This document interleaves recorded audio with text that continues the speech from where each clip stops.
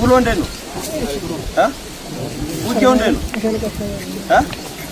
እስኪ ምን ይሻው ለጅ ያው ምን ሻበደ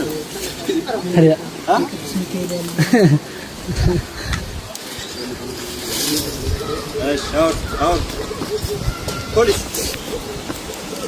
በደም ይዛችሁ በደም በቃሽ አውር አድማምተ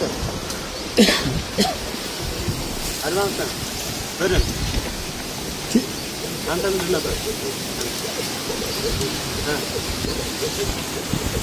መከላከያ ነው ዛሬ ነው ማለት ነው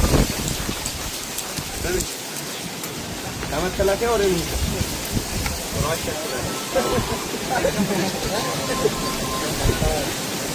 አይ